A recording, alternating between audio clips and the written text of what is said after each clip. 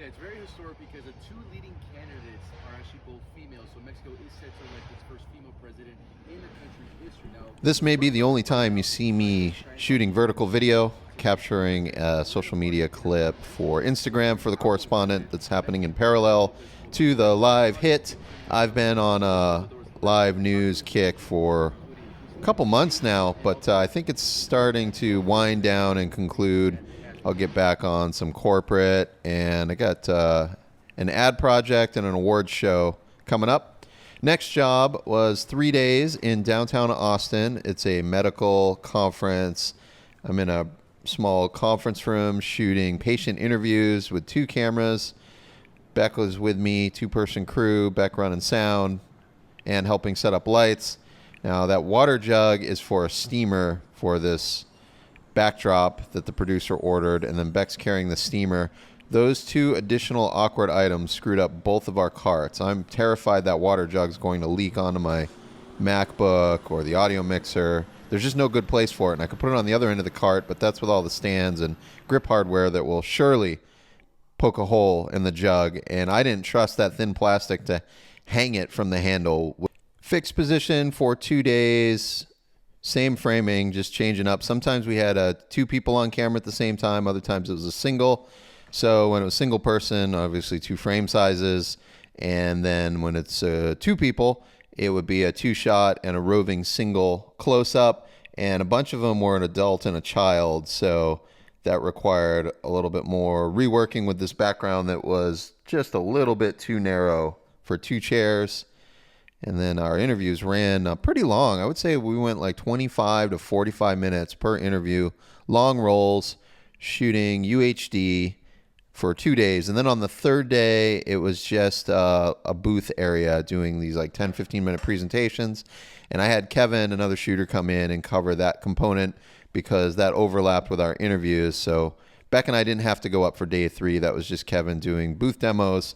And I got a few quick clips you'll see coming up of Kevin's setup out there. So I'm in the talent chair, and I'm just playing with these 2 F21Xs on the Sidus app, just playing around with some ratios to see what we need. As is usually the case on corporate stuff, I light things a little too moody for the clients, and then we end up flattening it out. So it's nice to just have the app now where I can do it from behind the camera. I had planned to shoot on primes to fuzz out the background a little bit more, but that beige canvas backdrop was so uniform that it didn't really make a difference. So I stayed on the 2 kit zooms, 28 to 135s at an f4 wide open. And the backdrop, the steamer was not working. It was just kind of vomiting wetness on the backdrop, and then it would take too long to dry. So we borrowed an ironing board and an iron. Also, the zoom lenses were the right call because we had people of different sizes and ages, a little kid and an adult. And then sometimes we'd have one in a chair, one in a wheelchair, so that would change the distance between the 2 subjects. And it was just inconvenient to constantly move the cameras left, right, in and out to adjust frame per subject. So zooms for the win. I figured out on the F22s with my Manfrotto kit stands, there's a horizontal pin receiver. So I can get more than a 90-degree tilt without adding a grip head to the assembly. So this has now been my default setup. Whenever I run F22s, I just put them on these nesting Manfrotto stands. We ran 2 boom poles, and because we had children in wheelchairs sometimes, or in a chair, the headroom is so vastly different between the adult and the child that I can't boom the child from overhead. The mic's too far away. So I would boom that second mic from below, bottom of frame, which worked out quite nice. And then we did hidden lavs when possible. Sometimes the wardrobe or mobility restrictions on our talent prevented the use of the lav. But regardless, the boom sounded the best. It's like I hate hiding lav mics. It's like, if we're going to use a lav, let's make it visible. I mean, I understand when you're shooting fiction, you want to hide them. But it's like corporate, it frustrates me to no end. It's like the mics are small, it's not distracting. Viewer understands the person's on camera. Let's just make them visible. But whatever, the boom sounded awesome, and that's what I'm sure will get used in the edit. FX6, I don't remember which zoom lens Kevin ran, roughly 28 to 135. And that was all the footage I got out in the demo area. And then Beck and I loading out end of day 2, and Kevin continues on day 3, which is good because I have a garage project.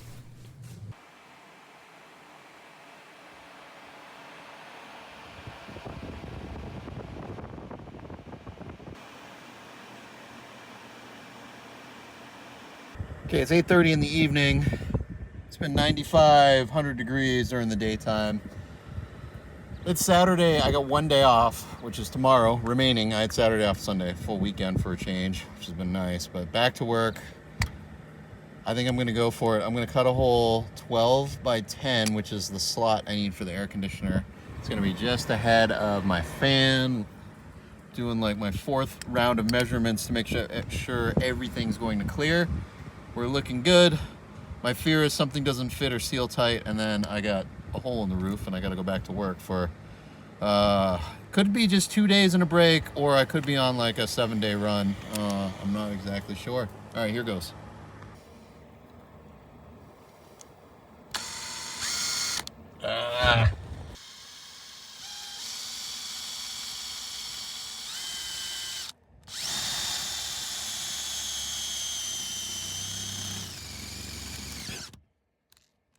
When I installed the fan, I bought this gasket that's a foam fit cut to go over the ridges. For the AC, there are now 3D printed spacers available. These little wedges. So my son printed these for me. And I'm going to use some Marine 4200 semi-permanent sealants. It's not 3M brand. It's a less expensive brand, but the 42. So if someday I need to remove all this stuff, it'll be a little easier to pull. Okay, caulking is complete, and then I added a layer of butyl tape on top of the gaskets. So I'm going to test fit the AC before I pull the tape off of the butyl. Late night last night. I ended up working till 10 p.m. It's much more manageable being on the roof after sunset. So I got it installed, bolted down, started to run the cable. I am going to measure and cut the headliner, and I gotta find a new home for my plate carrier because I'm going to install the power inverter, I think right here. Reason being, once I put that D-size battery in down below, I'm gonna have to delete my Tupperware containers over here to slide my water jugs aft, and then I've already got power distro on the partition up here, so I don't want to relocate all that and make all new cable. So instead, power converter up here, and yeah, I need to find a new home for that. I also am thinking I'm gonna hang a bar right here for hanging wardrobe, my own jackets and rain cover, but also Shooting News Talent has got button-up shirts and stuff they like to hang while we're working. So yeah, I think a nice rod here that sticks out about as far as my countertop will be a nice addition. All right, we got cold air, probably blowing on the mic. I'm on mains power right now off the power converter. I don't have the wiring, and my new battery bank has not come in yet. So we're AC only for this test run. One of the rubber caps is missing. Wasn't in the box. I was also missing some hardware. It fell out of the box. The hardware bag had ripped, and it was raining washers and bolts when I picked the box up at my doorstep. So anyway, I bought replacements, saw M8. And these front 3 vents are not getting much airflow because my headliner, I trimmed it right at the edge of the AC opening. So the headliner is actually right about here. So there's not enough clearance, I guess, to get air. If I shut these 3 vents, I get flow. It's still pretty weak though, out of these 4. So at some point I'll have to take this cover down and trim back the headliner a couple of inches. But for now I'm good. I just want to cool the bunk area anyway. I think I'm going to order some blackout curtains, and then have my mom's willing, have her hem them to length. And I'll put a curtain rod on the front here, and then also on the rear door side, just to contain the cool air. And that's going to also conceal my bunk area from clients and production when I'm out on shoots. And more importantly for me, the doors get left open on a lot of jobs, so my bunk bed sheets get all dusty, and with the curtains I can keep some of the dirt out of this area. and I was able to maintain the vent. So if it does get too cold in here, or I just want some fresh air, I can always crack this open. It's been running 5 minutes. It's got to be in the 90s out there. I should look. And I'd say it's about 75 in here right now. Thermostat says 12C, but the probe's got to be up inside the box. I want to figure out how to get an external thermostat for this bad boy. But it's in eco mode, low fan right now, and plenty of airflow. Feels freaking amazing. First day with the AC on the van, and we get to test it out in the rain. This will be a good leak test. I'm feeling pretty confident that butyl is nice and thick, and I torqued it down enough to compress the gaskets. We'll see when I stop in 25 minutes to refuel. Yeah.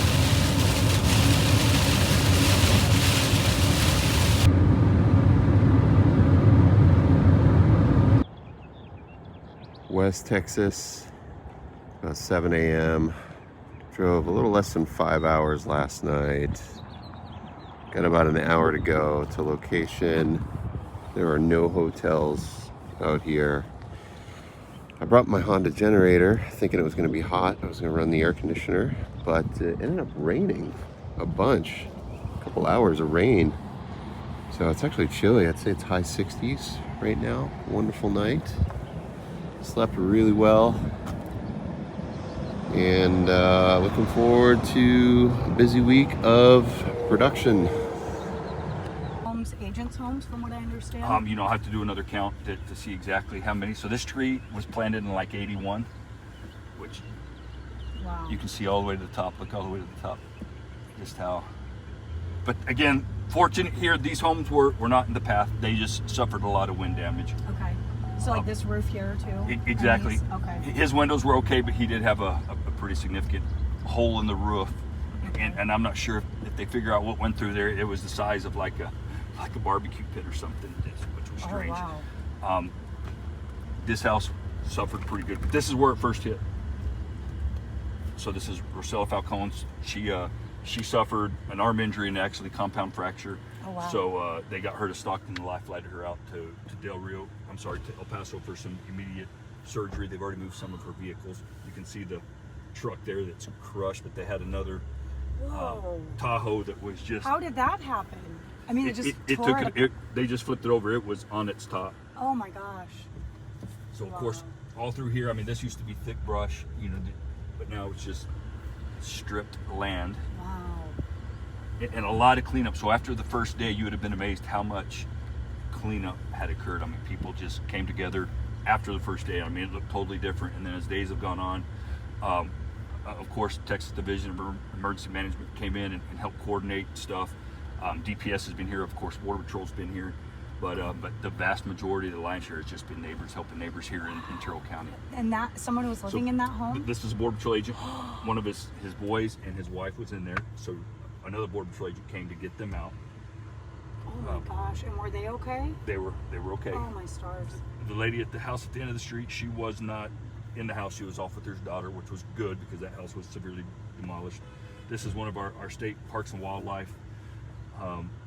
He's not a game warden, he's a biologist, but his home's totally destroyed. And you can see that the path continued at a southeasterly direction. Wow. And you have little like centers popped up for hand. I saw your hand washing stations, Yes. things like that. For sure. Because I would imagine a lot of people lost water and access to just normal things when Right. all this is going, electricity, things like that, right? So we were already going through a water outage just because we're getting a new main line put in the through the town, and it was we had some issues there. But then when the electricity went off, then that just further compounded the issue. But everything's back up and running now, and actually electricity.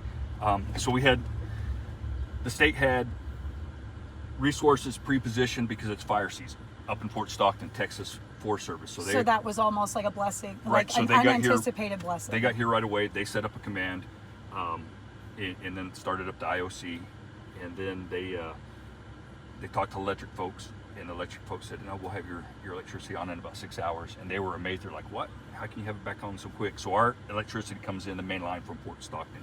and it just took out one pole for the main line. But they even beat 6 hours. They had it up and running. For the rest of the community, obviously out here, it remained pretty damaged. Now, was this the first tornado to come through Sanderson? Through Sanderson that I'm aware of. That there's been some people that have been on Facebook asking, hey, are you familiar with prior, tornadoes? I do know about 15 years ago there was one out in the eastern portion of the county. Last year we had one just southeast of Dryden, and it left a swath of land that was, again, very similar to this, just bare naked. Exactly.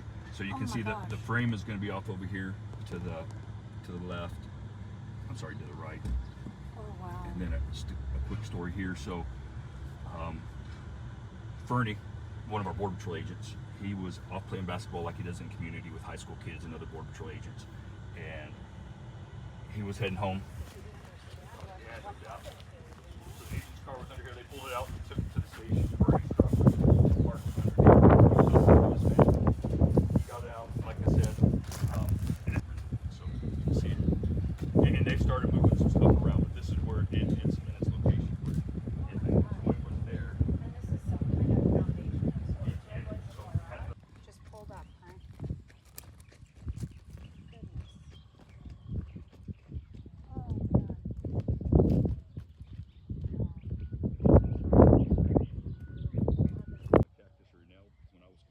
Probably your adrenaline. You probably did. You just didn't realize it. Another agent was coming in when I was leaving, and sure enough, he stepped on it. Wow. Okay, so what do you guys? How much debris and everything, and just what can you do? Make sure people are good. Give them hugs. Honestly, that's what I was doing.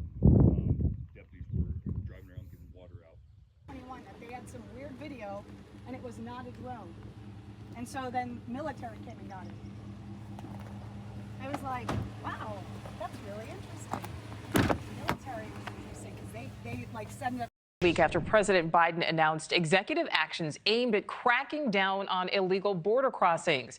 You'll remember those actions include stricter policies on asylum seekers when the daily average of illegal crossings exceeds 2,500. It effectively shuts down the border until the numbers drop. Correspondent Allie Bradley is live in Sanderson, Texas. And Allie, have border officials told you that they're seeing a difference since the president's executive action went into effect? Yeah, hey, Nicole. So tomorrow marks 1 week since the president made that announcement to crack down on the border. But people that we're talking to here on the front lines, including people within Border Patrol, say not much has changed here. And the numbers that we've actually obtained from sources reflect that as well. So take a look here. As you can see, that we have not seen a single day where Border Patrol have encountered fewer than 2,500 or even near that every single day, exceeding by nearly 1,000. And capacity numbers are shooting up, signaling issues with removal as well. So San Diego and the Tucson sector, they continue to be overwhelmed. The Tucson sector is actually above capacity as of yesterday. We know San Diego is continuously leading right now when it comes to migrant encounters and apprehensions. And the executive order is not acting as a deterrent whatsoever, because we are still seeing groups like in San Diego where hundreds of people are crossing. Also in the Del Rio sector, we're seeing people cross there every single day as well. So the executive order not really doing a lot when it comes to a deterrence down here. Now, this as agents and officers are following specific guidance, including a processing disposition labeled securing the border. That is according to DHS sources. Now, Terrell County Sheriff Thaddeus Cleveland spent 26 years in the Border Patrol. He says the move by the president was purely political, and it is not having a positive impact down here whatsoever. We've seen a decrease in activity, which has been, fortunate for us, giving us some time to kind of catch our breath and deal with some other issues. But would you attribute it to the president's actions? Oh, not whatsoever. No, that clearly what has transpired with this administration, going from, historic amounts of activity, talking about just levels of activity that we've never seen before, and now putting a number, we're going to shut the border down at 2,500 people. You can't just stand up border security and then shut down border security.